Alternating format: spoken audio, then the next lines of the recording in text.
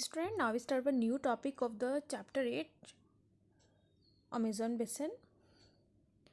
यहाँ पे हम बात कर रहे हैं स्टूडेंट क्लाइमेट की, जलवायु की। अमेज़न बेसिन के हम जलवायु के बारे में आज बात करते हैं। एज यू नो, जैसे कि आप जानते हैं, Amazon basin stretches directly on the equator. Amazon basin बिल्कुल इक्वेटर पर है। Is characterize by hot and wet climate, so that's why इसकी यहाँ की जो जलवायु है वो बिल्कुल गर्म, और यहाँ पे जो क्लाइमेट है मतलब कि जो वेट है मतलब थोड़ा नमी भी यहाँ पे रहती है throughout the year. Both day and nights are almost equally hot and humid. यहाँ पे दिन और रात इक्वली बराबर यानी गर्म और नर्म रहती हैं, नमी रहती है, नम रहती है। द स्किन फील्स स्टिकी, तो यहाँ पर चिपचिपा फील्स होता है, स्टिकी यानी चिपचिप होता है। It rains almost every day, यहाँ पर मतलब वर्षा भी प्रतिदिन होती है। That's too without much warning, बिना किसी चेतावनी के। The day temperature are high, और डे टेम्परेचर यहाँ भी ज़्यादा हाई रहता है। एंड विद हाई ह्यूमिडिटी, और ह्यूमिडिटी भी यहाँ पे बहुत ज़्यादा हाई रहती है। At the night temperature goes down, जैसे कि रात का तापमान थोड़ा गिर जाता है, बट ह्यूमिडिटी सेम बनी रहती है, रिमेन्स हाई। ह्यूमिडिटी यहाँ पर कम नहीं होती है बिल्कुल भी। दैट्स वाई यहाँ पर रेन फॉरेस्ट है, क्योंकि थ्रू आउट द ईयर यहाँ पे रेन्स होती रहती हैं, इसलिए यहाँ पर नमी भी है। तो रेन फॉरेस्ट हो मिलते हैं यहाँ पर, बड़े बड़े घने जंगल। तो इन फॉरेस्ट की हम क्वालिटी जानते हैं students. As it rains heavily in this region, जैसे कि इस क्षेत्र में वर्षा ज़्यादा होती है, थिक फॉरेस्ट ग्रो। फिगर 8.3 में आप देख सकते हैं। लेट्स की student, the forest are in fact so thick, forest यहाँ पे ज़्यादा घने हैं। डेंस रूफ यानी बड़ी घनी घनी छत बन जाती है, इतने ज़्यादा घने हैं कि सनलाइट भी नहीं जा पाती। Created by leaves and branches के यहाँ पर छत बन जाती है ब्रांचेस और लीव्स के द्वारा। Does not allow the sunlight to reach the ground, यहाँ तक कि सूरज की एक किरण भी यहाँ जा नहीं पाती। The ground remain dark, dark यहाँ पे दिन में भी अंधेरा रहता है। And dam only shade tolerant vegetation may grow here, यहाँ पर जो वही वेजिटेशन ग्रो होती हैं जो शेड में होती हैं। Orchids, bromeliads grow as plant parasites, यहाँ पे परभक्षी प्लांट्स भी मिलते हैं। द स्टूडेंट जो मतलब एक दूसरे पर डिपेंडेंट रहते हैं, द मतलब होम फूड के लिए। The rain forest is rich in fauna, rain forest यहाँ पर फाउना में रिच है। Fauna means animals, birds means fauna, birds में यहाँ पे टोकन्स आप पिक्चर देख सकते हैं student. This is token.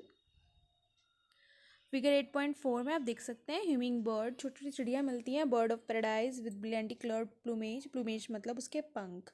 Over sides bills for eating make them different from birds we common see in India. तो यहाँ पे कुछ इस टाइप से बर्ड्स देखने को मिलती हैं, अलग अलग प्रकार की शेप में। यहाँ पर we these birds also make loud sound, ये तेज़ आवाज़ भी करती हैं। फॉरेस्ट एनिमल्स में यहाँ पे मोंकी, स्लोथ, स्लोथ का मतलब यहाँ पे जो स्लो मूव एनिमल है।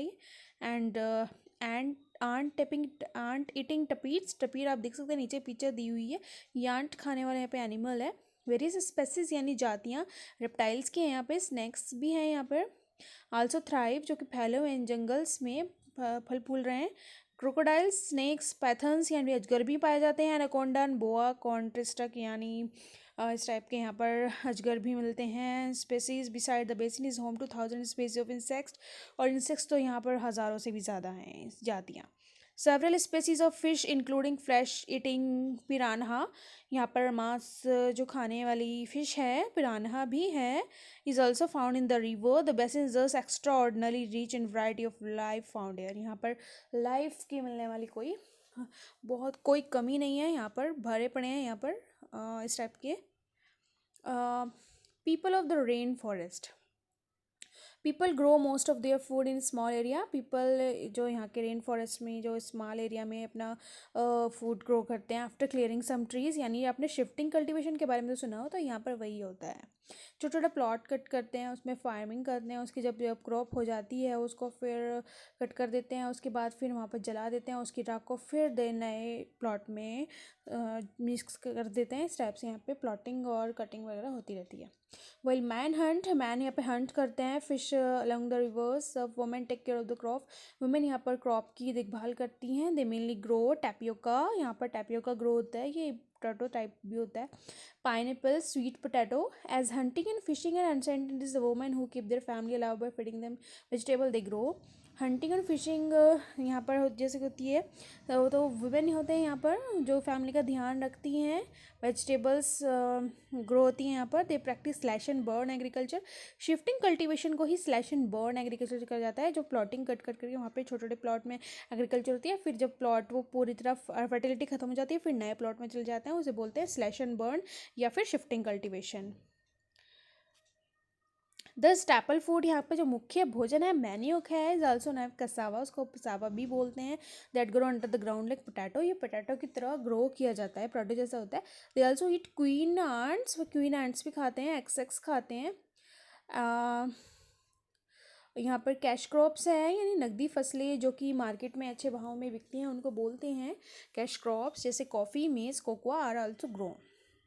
The rain forest provide a lot of wood for the houses. यहाँ पे लकड़ी भी बहुत है.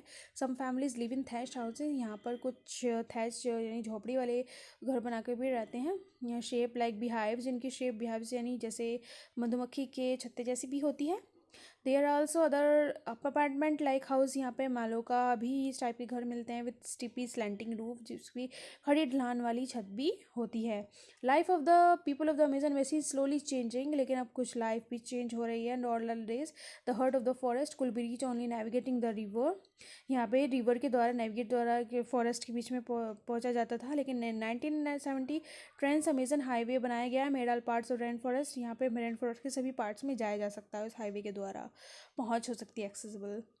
Aircraft helicopter also use for reaching various place. यहाँ पे एयरक्राफ्ट हेलीकॉप्टर यूज़ किया जा सकता है. इंडिजीनियस यानी स्वदेशी जो पॉपुलेशन है यहाँ पे was pushed away from the area, Syria से निकाल कर यहाँ पे नए एरिया में सेटल कर दी गई है. Where they continue to practise their distinctive way of farming, जहाँ पे अपनी वो विशेष प्रकार की फार्मिंग अपना करते रहते हैं.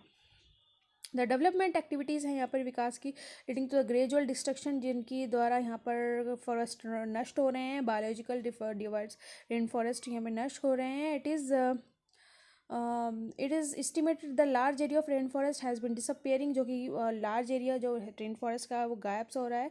And the Amazon basin you can see that destruction of forest has much wider implication, जिससे बहुत ज़्यादा जटिलताएँ आ रही हैं. फिर 8.6 में आप देख सकते हैं किस तरह के पहले कितने ट्रीज़ हैं यहाँ पर, फिर इस टाइप से दिखाया गया है, और अब कितना रह गया है area. You can see the top soil washed away. Top soil यहाँ पे हट जाती है. Rainfall as the rainfall and the lush forest turn into barren land. इसके आप इसी तरह की हरा भरा यहाँ पे लैंडस्केप बिल्कुल बंजर सा दिखाई दे रहा है.